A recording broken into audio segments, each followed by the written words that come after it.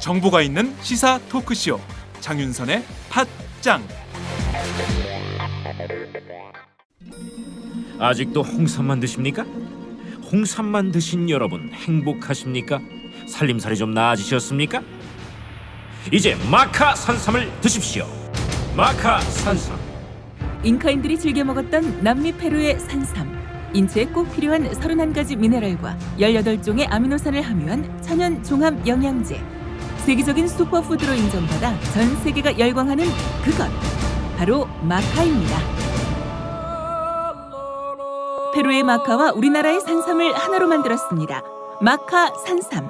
이게 다가 아닙니다. 20년 경력 전문가의 자문을 받아 우리 몸에 좋은 11가지 원료까지 하나로 만든 건강 푸드. 마카 산삼. 이제 홍삼 가격으로 마카 산삼 드십시오. 와, 이거 남자한테 딱이네. 딱이야. 애미야, 나한테도 딱이구나. 엄마, 나도 마카산삼. 나도. 검색창에 마카 산삼 또는 영한 네이처를 검색하세요. 영한 네이처 마카 산삼이 답입니다. 마카 산삼을 꼭 기억하세요. 안녕하세요. 장윤선입니다. 오늘은 3월 3일 화요일입니다. 서울, 광주 그리고 인천에서도 박근혜 대통령을 비판하는 전단이 무더기로 뿌려져서 경찰이 수사에 착수했습니다.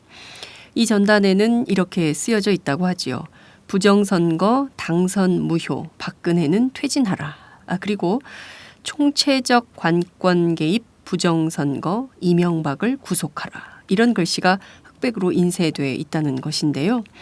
인천경찰청은 지난 1일 이 같은 내용이 담긴 전단 1,500여 장을 수거했지만 정작 이 전단을 뿌린 사람들은 검거하지 못했다고 합니다.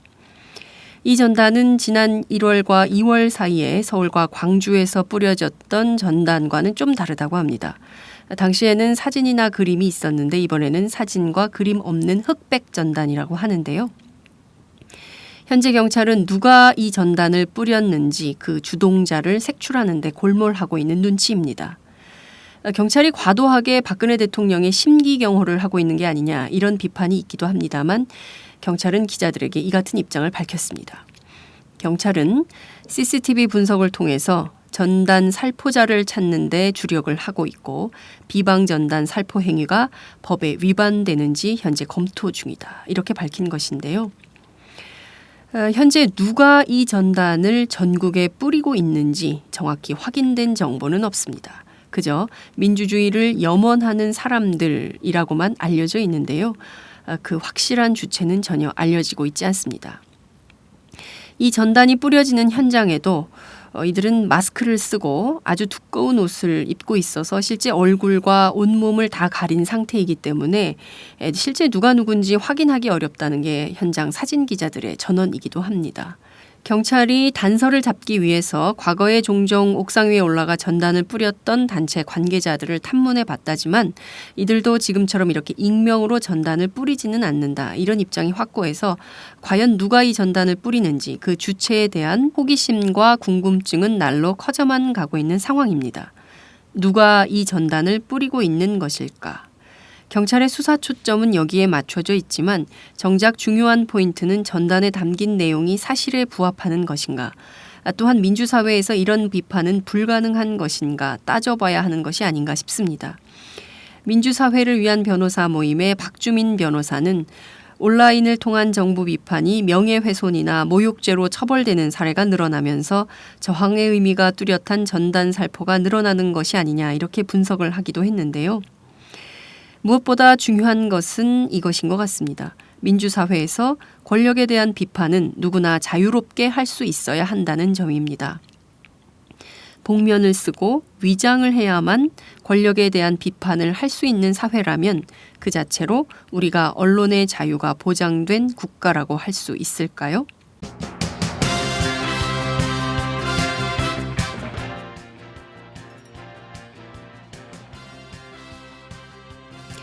오늘 팟짱은 모두 두 꼭지를 준비했습니다. 새정치민주연합 28 전당대회에서 2위로 최고위원에 당선된 정청래 최고위원을 만납니다. 최고위원 3주차를 보내고 있는데요. 그야말로 독설 정치로 이름을 날리고 있습니다. 정 최고위원을 만나서 그 독설의 힘이 어디에서 비롯되는지 직접 물었습니다. 매주 화요일의 고정 코너입니다. 김종철의 비즈니스 언프렌들리. 오늘은 시즌2 세 단장에 맞춰서 코너 안에 코너를 새로 신설했습니다. 오마이뉴스 경제부 김지혜 기자의 발로 뛰는 경제 코너인데요. 줄여서 발경제로 부르겠습니다.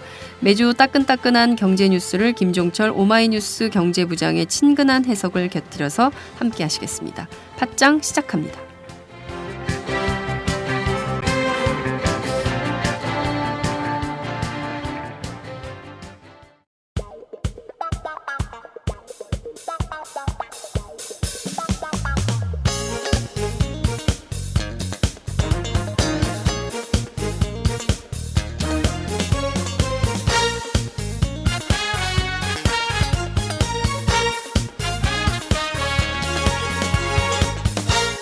김종철의 비언프 비즈니스 언프렌들리.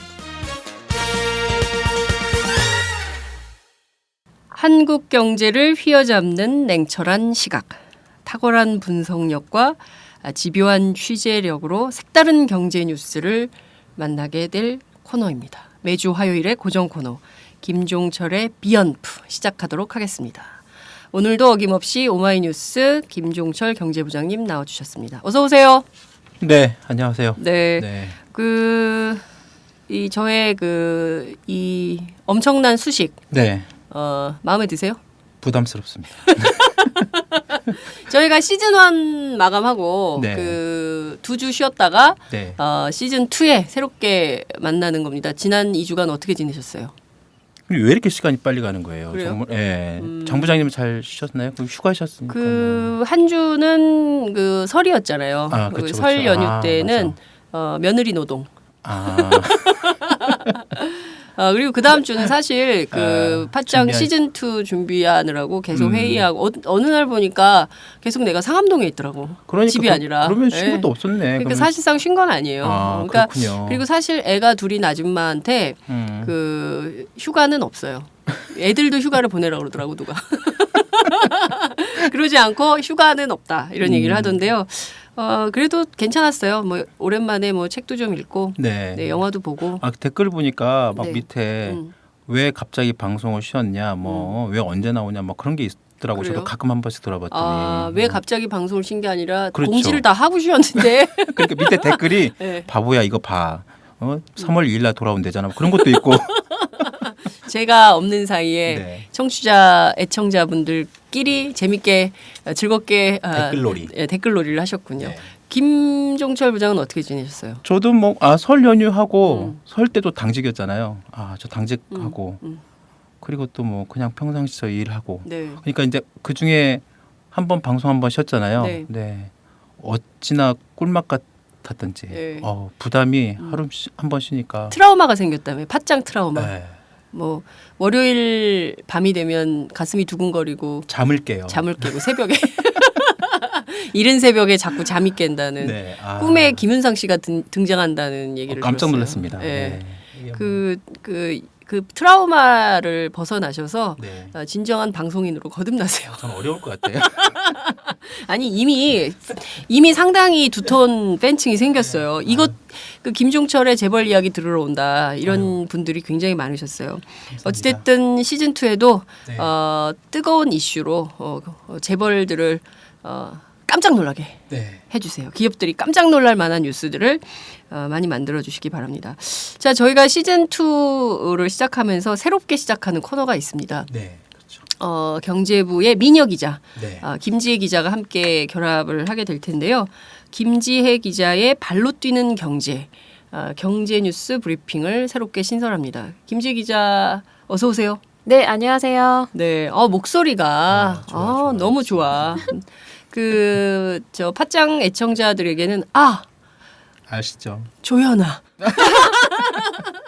조연아 전문 기자였어요. 그런데 이제 이번 주부터는 매주 여러분들께 새로운 경제 뉴스 브리핑을 통해서 만나 뵙게 있게 될 것 같습니다. 김지혜의 발로 뛰는 경제, 줄여서 김지혜의 발경제. 좋네. 이거. 네. 자, 오늘 처음 보내드리는 김지혜의 발로 뛰는 경제 시작하도록 하겠습니다.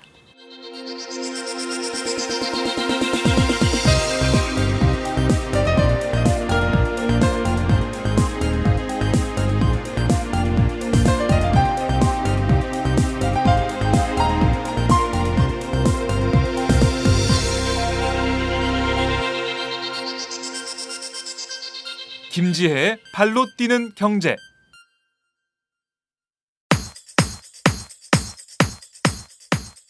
네, 첫 번째 소식은 삼성전자가 아이폰 6에 맞서 갤럭시 S6와 S6 엣지를 출시했다는 소식입니다.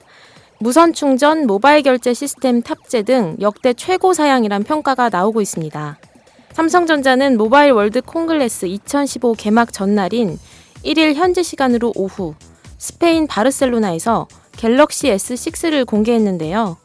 그동안 갤럭시 S 시리즈가 고집해온 분리형 배터리를 버리고 아이폰과 같은 일체형 배터리를 처음 적용한 게 눈에 띕니다.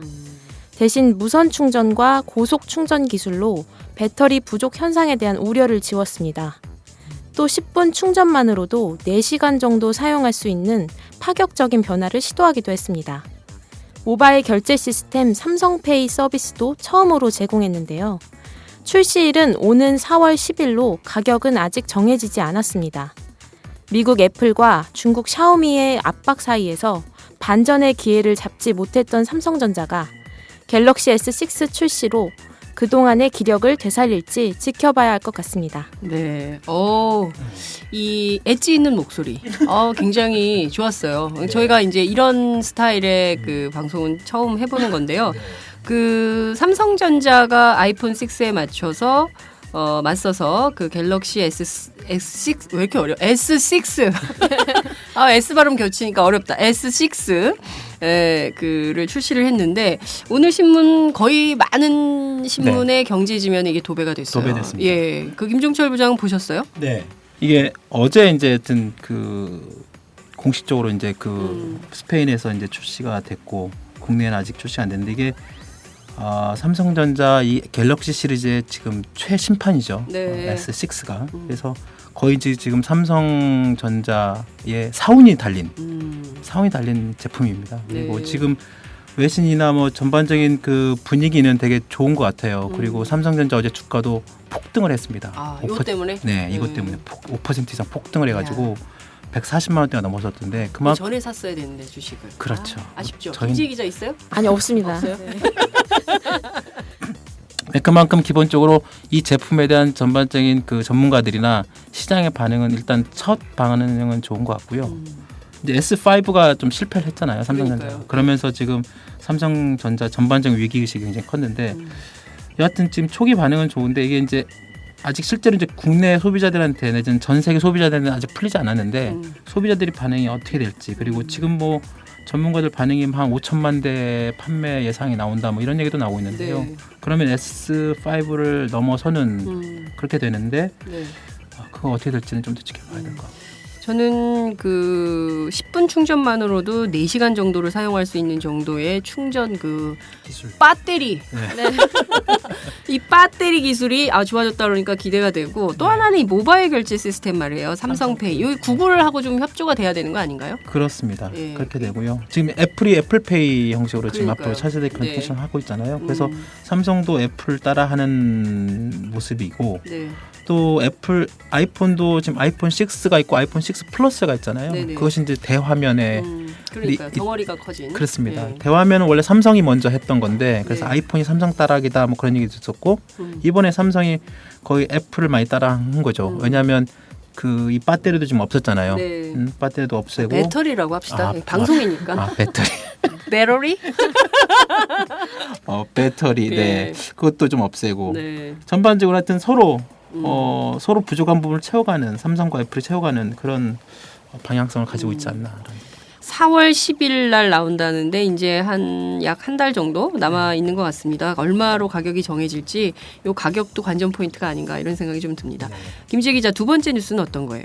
네, 지난해 12월 반짝 호조를 보였던 실물 경기 지표가 1월 들어 일제히 꼬꾸러졌다는 그런 내용인데요. 한국 경기 회복에 대한 위기감이 더욱 커지고 있는 것 같습니다.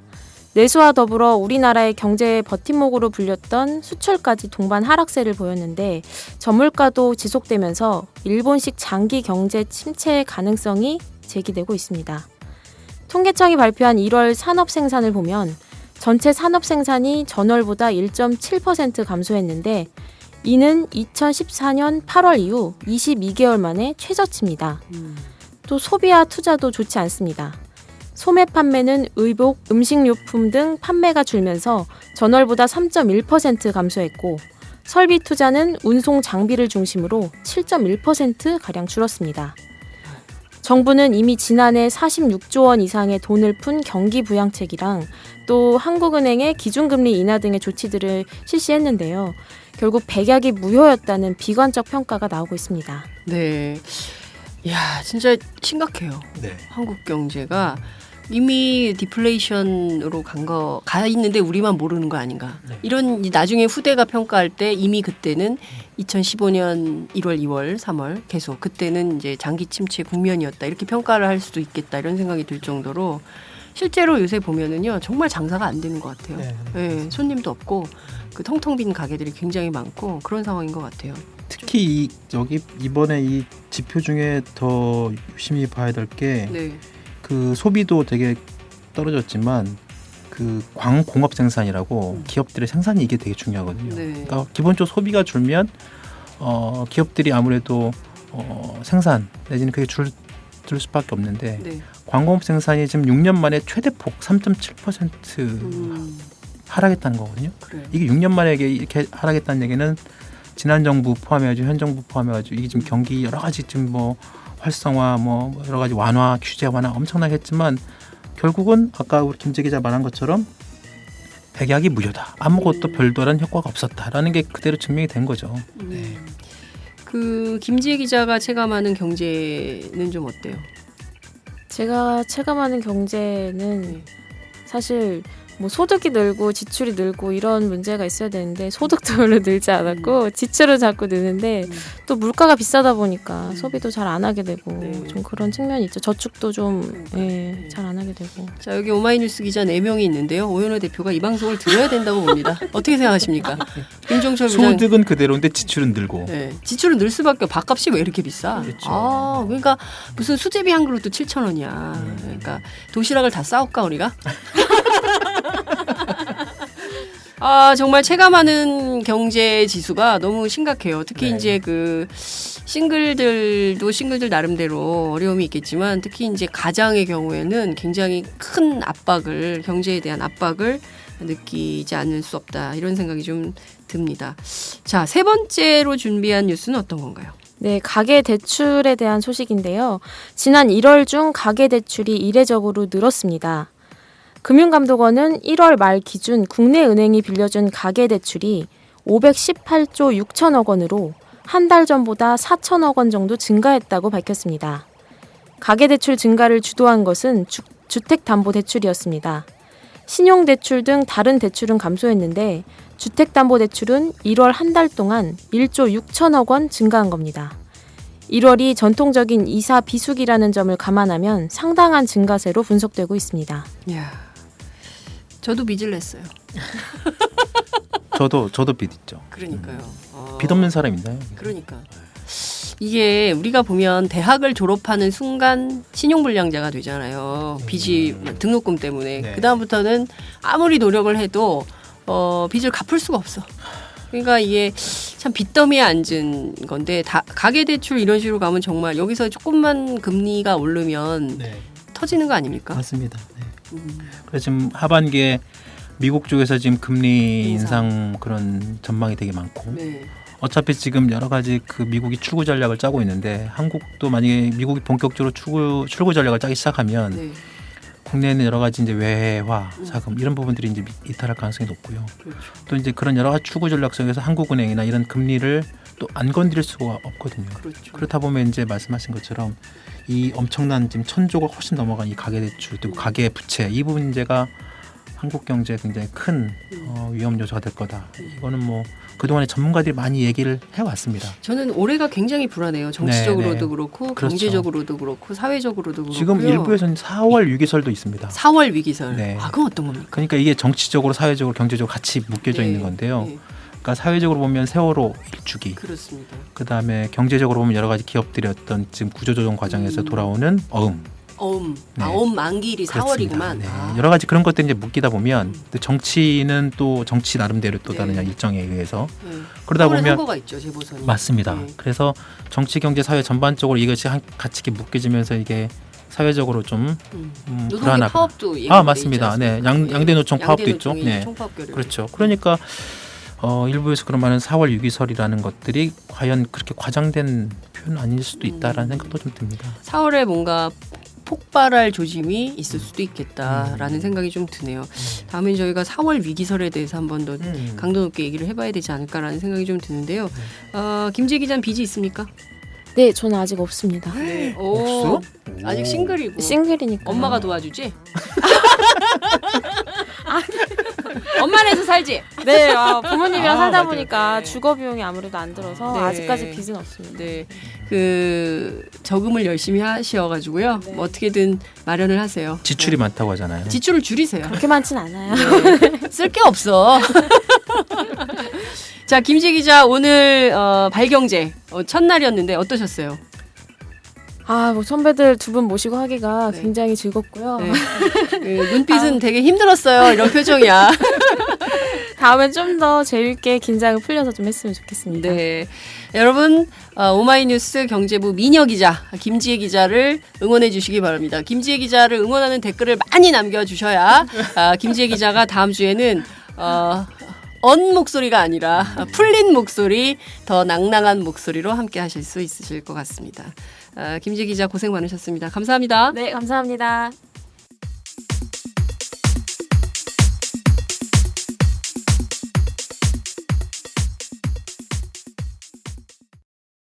김종철의 비언프 본격 토크 시작하겠습니다. 비즈니스 언프렌들리. 프렌들리의 그날은 올까요? 언제 올까요? 작년 내내 저희 그랬잖아요. 해가 바뀌었는데도 네. 안 와. 자, 오늘 준비한 거 굉장히 재밌어요. 네. 간통주? 뭐요? 무슨 새로 나온 술? 아니요. 뭐예요? 이게 어떤 거예요? 그러니까 이게 네. 다들 아시겠지만 지난주 26일 날 헌법재판소 판결 하나가 그 우리 사회에 아주 떠들썩했던 게 있었잖아요. 그 62년 만에. 간통죄. 예, 그렇죠. 네. 62년 만에 헌재가 그 성적 자기결정성, 그걸 중시하는 취지로 이제 간통죄에 대한 유언 판결. 그렇습니다. 그걸 내렸잖아요. 그래서 여기서 이제 간통주라는 게 이제 그때 주식시장에서 한바탕 소란이 일어났어요. 그날 오후에. 네. 그 요즘에 경제 쪽도 그렇지만 주식시장이 큰 이슈 없이 그냥 별도로 그냥 큰 이슈 없이 이렇게 평범하게 지나왔는데, 지내오다가, 네네네. 이날 헌재 판결 있었던 그날 오후에 일부 그 상장 회사들, 주식시장 상장 회사들이 주가가 갑자기 폭등을 한 거예요. 그래서 그때 간통주. 그래서 간통주라는 이름이 붙었고, 뭐 박근혜 테마주, 맞습니다. 뭐 이런 네, 식의 네, 네, 주식, 네. 거기에 붙인 거구나. 네. 그런데 간통죄 위헌 판결 때문에 이득을 보는 회사도 있어요? 뭐 이게 참 이런 사회적인 사건에 그 판결에 대해서 그러니까요. 그렇게 되는 건데. 경제까지 영향을 미칠까 싶은 생각이 좀 드는데. 이게 이제 헌재 판결이 그날 오후 2시에 그때 나왔었는데 네.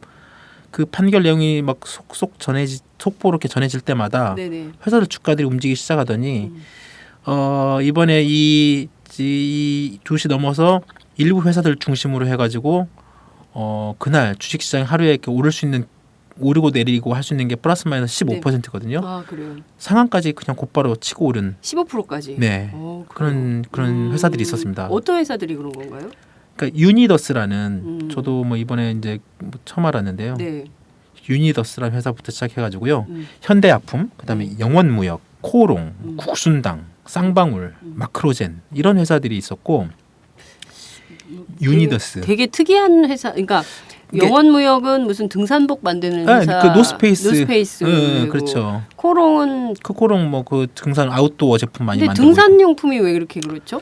신기하네. 그러니까 이제 이게 되게 그날 SNS나 이렇게 막 댓글에 뭐 어떤 얘기들이 막 떠도냐면 그때 이런 회사들이 쭉 나오면서 네. 그 등산복 입고 음. 응? 다들 산에 가가지고 네. 내려와서 음. 막걸리 한잔 하고 네. 또 서로 마음 맞으면 네. 좀 어디 들었다가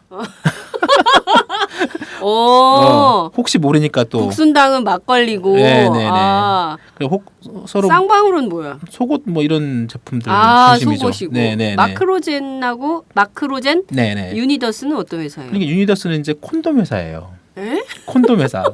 이 회사가 되게 유명한 회사예요. 세계 그래요? 20개국에 수출하는데 세계 1위예요. 시장 점유율이. 아, 콘돔 제조업체 세계 1위 하는 회사가 유니더스라는 회사구나. 그렇습니다. 예. 국내 시장에서는 70% 점유하고 있고요. 네. 네. 어. 그리고 현대약품 같은 경우는 응급피임약이 되게 국내 시장 점유율 1위랍니다.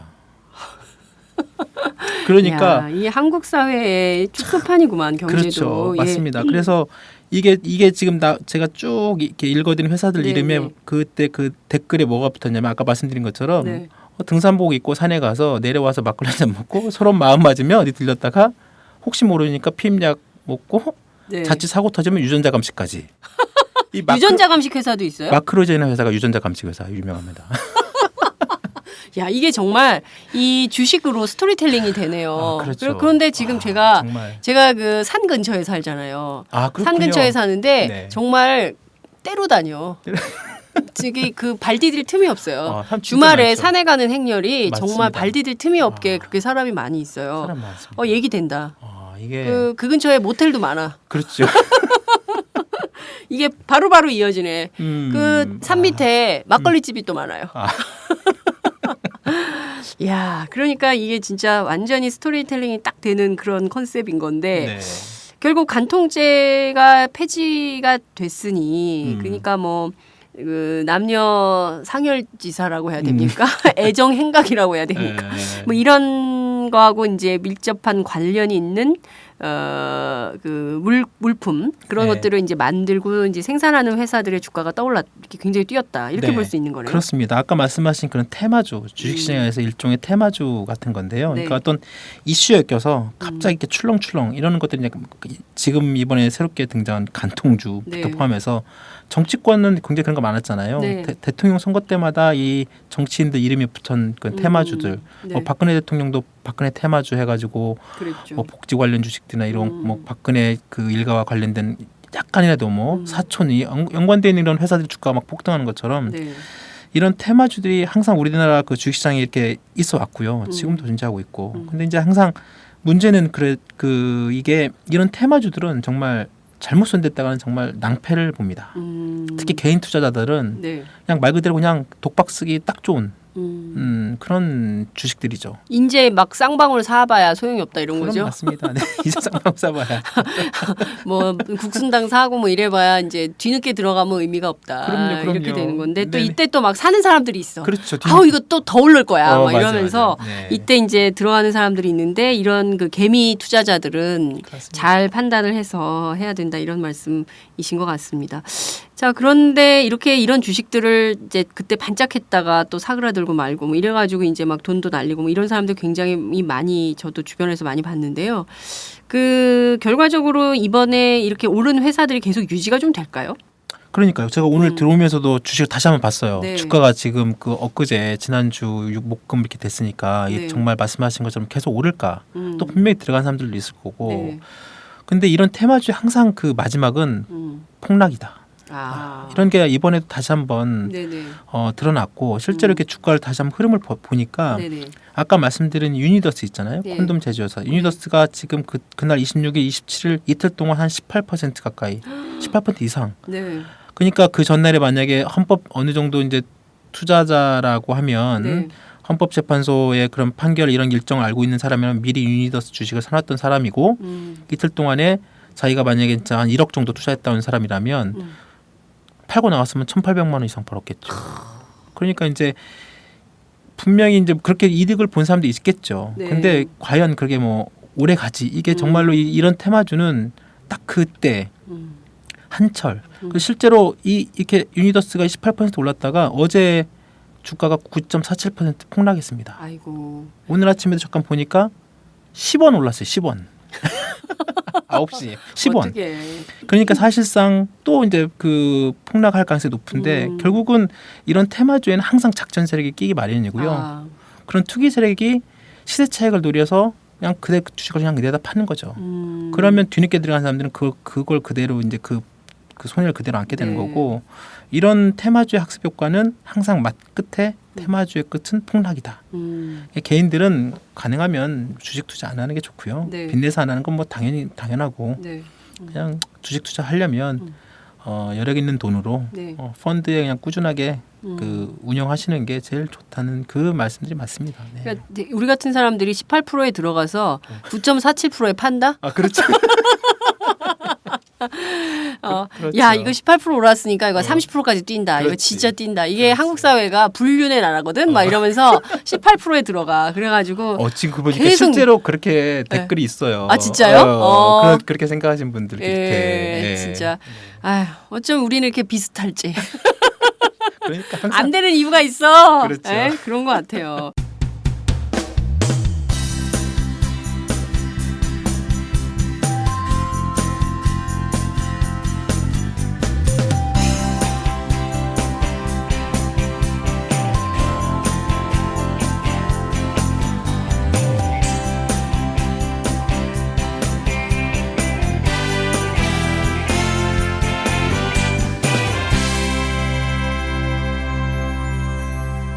장윤선의 팟짱. 자 간통주는 그런 것 같고 근데 이게 굉장히 재밌네요. 저는 그동안 이런 거는 잘 관심 있게 보지 않았는데 역시 세상을 꿰뚫는 시선이 있으니까 이게 딱 보이는 것 같아요. 김종철 부장의 분석을 들으니까 그럴 수 있겠다. 그리고 딱 그림이 그려져. 그래서 이게 얘기가 된다 이런 생각이 좀 드는데 요새 보면 재계의 기업 비자금 얘기가 다시 또 돌고 있거든요. 네네. 어떤 회사들이 좀 중심돼서 나오고 있습니까? 이번에는 또 재계 기업들의 비자금 문제는 뭐 진짜 하루 이틀 들어본 것도 그러니까요. 아니고요. 뭐 네. 매번 그리고 항상 비자금 터지면 뭐 정관계 로비 또 항상 이게 또 스토리가 나오고 또 뭐 그렇습니다. 정치인들 이름 나오고 뭐 그러다가 뭐 또 뭐 흐지부지되고 뭐 그러는데 이번에도 또 재계 기업 비자금 얘기가 터져 나왔습니다. 아까 간통주 말씀드렸던 것처럼 그날 26일 날 네. 이제 그 국회 대정부 질문에서 그 헌재 판결이 있었던 그날 이제 나왔는데 그 대정부 질문에 이제 이완구 총리가 이완구 총리가 질의응답 과정에서 네네. 근데 그 전날에 세계일보에서 기사가 하나 나왔는데요. 그게 포스코 건설의 비자금 문제였어요. 네. 그래가지고 그때 이제 국회의원이 그 기사를 가지고 이제 이완구 총리한테 이런 문제가 있는데 어떻게 생각하냐 그렇게 질문이 있었고 이완구 네. 총리가 이례적으로 곧바로 자기도 그 기사를 받고 이런 기업 비자금 문제는 심각하다. 이런 비리 관련 문제는 자기가 엄단하겠다라고 하면서 관련 기관에 조사를 지시했다. 이렇게 이제 26일 날 공식 얘기하면서 이제 네. 좀 더 뉴스가 커졌는데 네.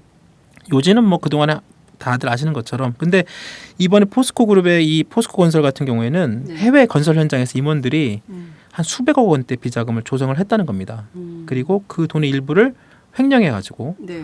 근데 이제 이거 그래도 이제 포스코 건설 나름대로 자체적으로 감사해서 이제 적발이 돼서 네. 내부적으로 뭐 인사도 조치도 하고 뭐 했다는 그런 내용인데 이제 이것이 이제 언론을 통해서 불거진 거죠. 네. 그러면 이렇게 되는 거네요. 포스코 건설 해외 건설 현장에 있는 임원들이 일단 네. 수백억 원대의 비자금을 만들고 네. 이 돈의 일부를 나눠 먹은 거예요?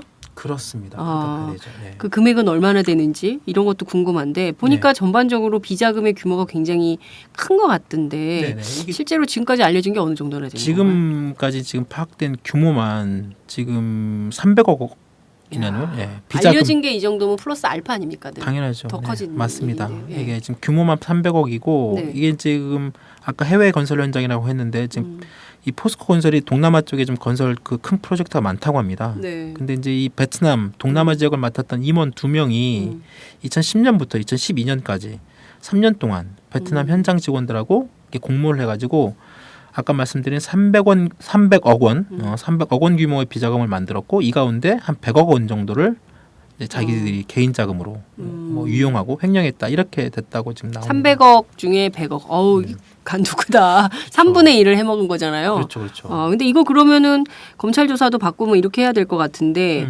이게 보면 300억 원이면 이게 굉장히 큰 돈이잖아요. 실제로 그동안 이게 만약에 실제로 그 해외 사업 파트에서 포스코 건설 해외 사업 파트에서 300억을 정말 이렇게 했다면 포스코 그룹 내부에서도 이게 문제가 됐을 것 같은데. 그렇죠. 그렇지 않나요? 네, 맞습니다. 이게 아까 말씀드린 것처럼 포스코 내부 감사에서 이제 적발이 됐는데요. 이제 내부 감사 시스템이 나름대로 이제 적용이 됐는데 그게 이제 내부 감사가 적발이 된 것도 이게 이제 전반적인 포스코의 지배 구조 내지는 인사와 연관이 돼 있습니다. 네네. 그러니까 작년에 이제 지금 현 권오준 포스코 회장이 새롭게 이제 임명이 됐고 그 다음에 포스코 그 권오준 회장이 오면서 자기가도 이제 그 계열사 사장단 인사를 했을 거 아니에요. 네네. 그래서 작년 4월달에 이제 포스코 건설 사장도 바뀌었습니다. 그래서 지금 현재 황태현 사장이 이제 들어온 다음에 네네. 이제 국내외 건설 현장에 대한 내부 감사를 진행을 했고 그 과정에서 이번 비자금 사건이 내용이 이제 터져 나온 거죠. 사장이 바뀌고 네. 감사를 했더니 해외 건설 현장에서 이렇게 비자금이 있더라라는 사실을 발견해낸 거군요. 그렇습니다. 그래서 이제 이 포스코 건설 같은 경우에 그 베트남 하노이, 뭐 네. 호치민 한 7개 사업장에서 한 대형 프로젝트를 어마어마하게 하고 있네요. 네, 금액도 굉장히 크겠죠. 네. 그래서 이제 여기 이제 이 포스코 건설이 그 베트남에서 이런 대형 그 건설 사업을 하면서 그 임원들이 현지에 이제 하도급을 줄 거 아니에요. 네, 그렇죠. 그 계약 과정에서 돈을 비자금을 만들어 가지고 자신들이 개인적으로 유용했다 이런 내용들이 있는 거고요. 네. 근데 이게 만약에 사실이면 말씀하신 대로 그 내부 감사에서 적발이 됐으면 이 임원들에 대한 사법 처리 이런 걸 했어야 됐을 거 아닌가요? 그러니까 이제 뭐 징계나 징계를 최소한 징계. 그렇습니다. 네. 뭐 회사 뭐 그만두거나 뭐 네. 그럴 법도 한데 상식적으로 판단하면 이 정도 그렇죠. 규모면 네. 감사 100억이면 어마어마한 돈이죠. 맞습니다. 네. 네. 감사실에서 횡령이네요, 이제 횡령. 네. 횡령이죠. 네. 그래서 감사실에서 이런 감사를 해가지고 권오중 포스코 회장하고 황태현 사장한테 이제 보고가 됐겠죠. 네. 보고를 실제로 했다고 하고. 근데 황 사장이 이게 이제 작년 8월달에 이 2명의 임원을 인사조치 정도 선에서 이상하네. 그렇죠. 냄새가 나는데. 네. 그러니까 그냥 서둘러 그냥 사건을 대체로 그냥 뭐 뭉갰다는 표현이 나을 것 같고. 근데 더 지금 그 포스코 쪽에 물어보면, 네. 그러니까 별다른 포스코 건설 처에서 이게 한 300억을 비자금을 만들고 100억을 갖다가 횡령했다는 정황을 자기네들이 이렇게 파악을 해놓고도 네. 인사위원회도 이렇게 하지도 않고. 인사위원회도 안 열었다는 거예요. 이렇게 엄청난 사건이 벌어졌는데. 네, 그냥 단지 업무상 과실 책임만 물고 네. 보직에서만. 보직 해임만 했다는 거예요. 네네네. 포스코 건설이 굉장히 그렇습니다.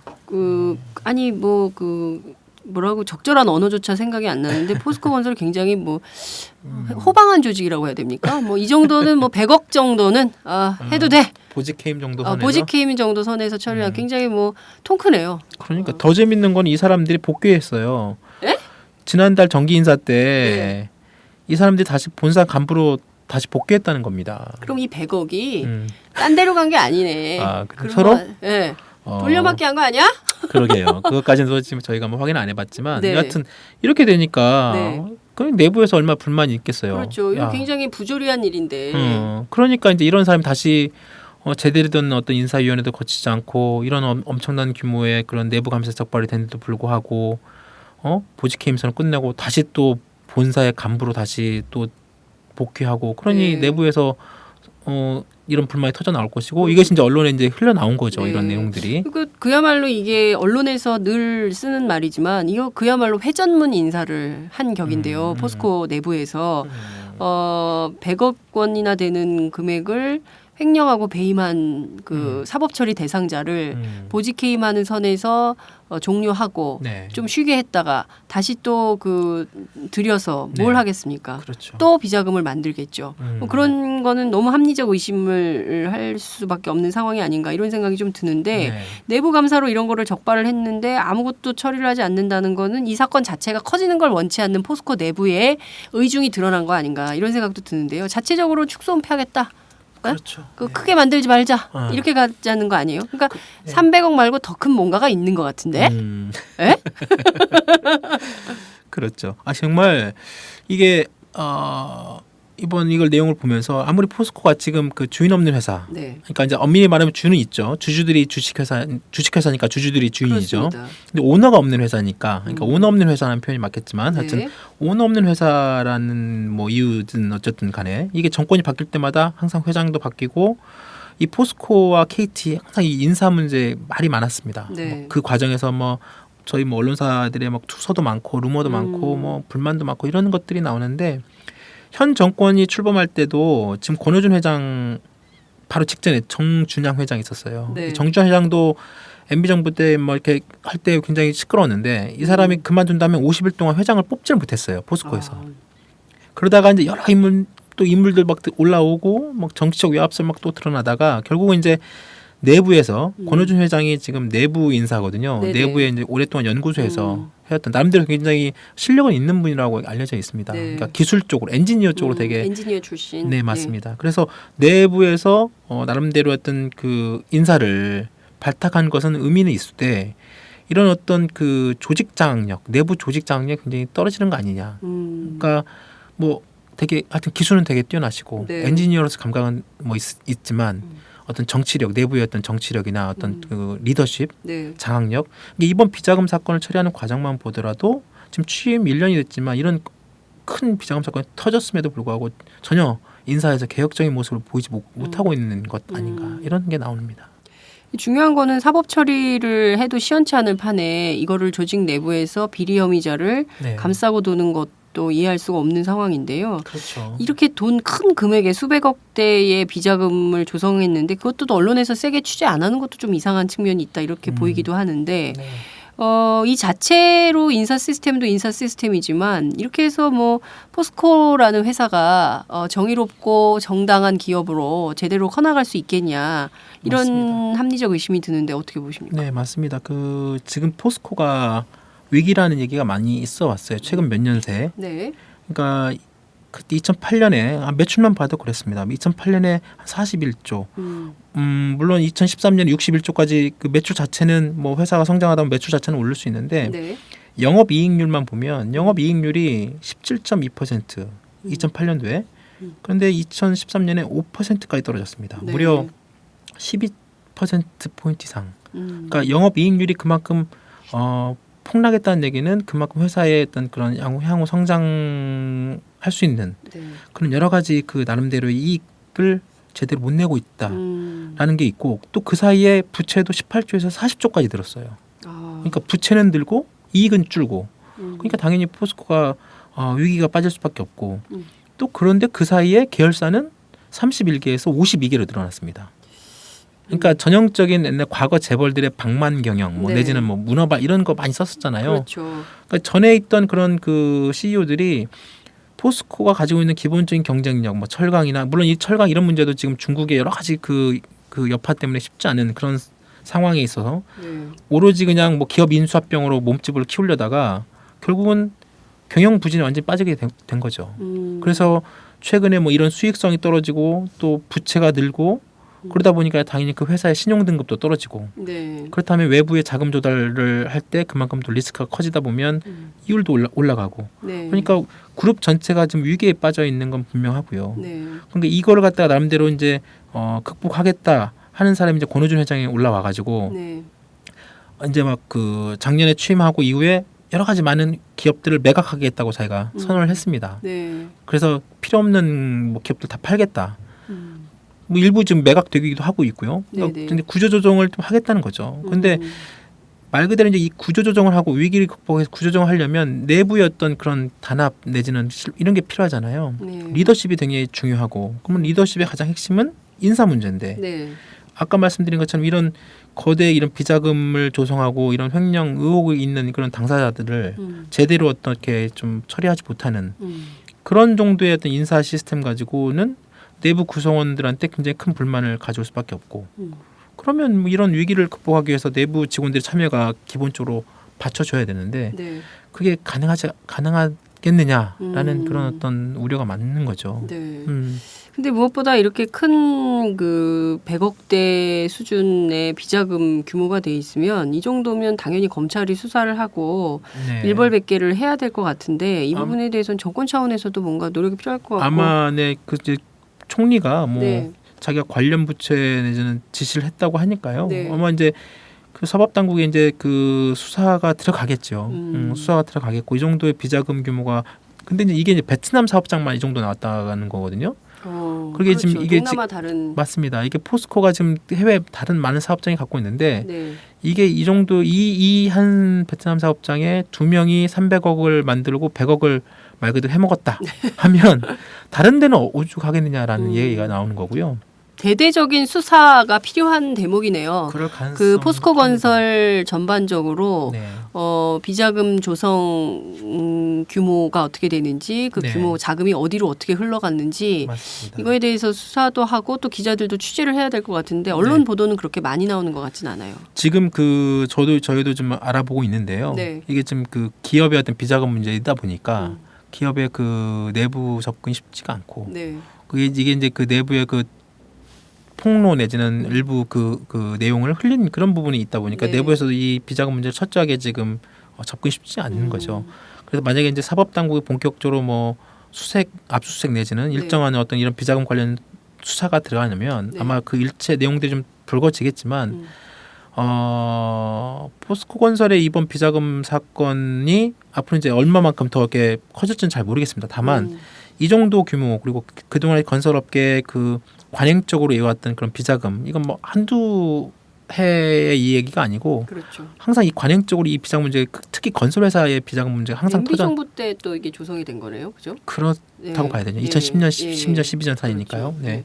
그래서 이 사람들이 정말 100억을 자기 개인 용도로만 썼는 건지 아니면 또 다른 뭐 로비에 쓴 건지 다른 데 또 썼는지 네. 뭐 자기 그 기업 안에서 또 다른 어떤 뭐 그리고 임원들한테 뭐 또 올려줬는지 또 네. 그 사람은 그 돈을 가지고 또 어떻게 딴 데 썼는지 네.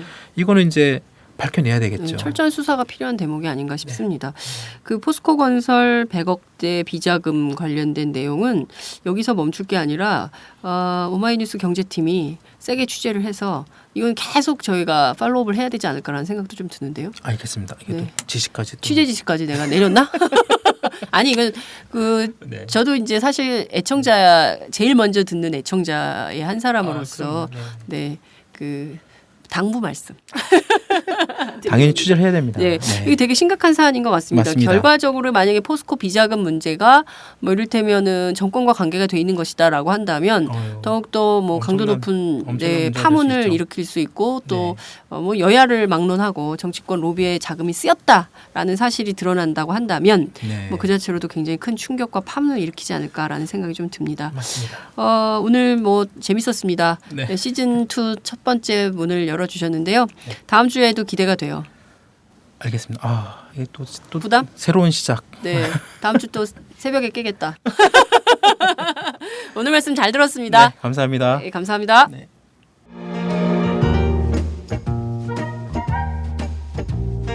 여러분은 지금 행복하신가요? 그렇다면 우리 사회도 행복할까요? 나는 그럭저럭 행복하다고 말할 수 있을 것 같은데 두 번째 질문에도 자신 있게 네라고 말할 수 있을까요?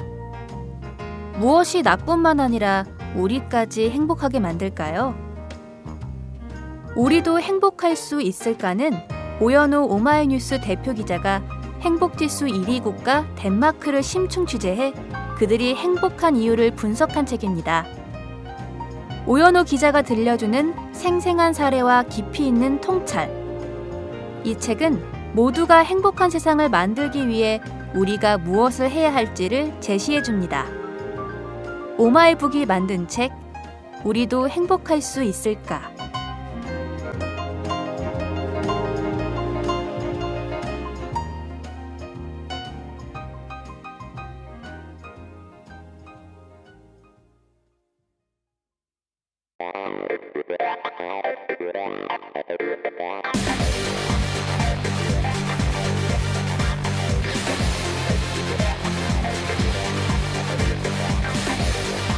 정보가 있는 시사 토크쇼 장윤선의 팟짱.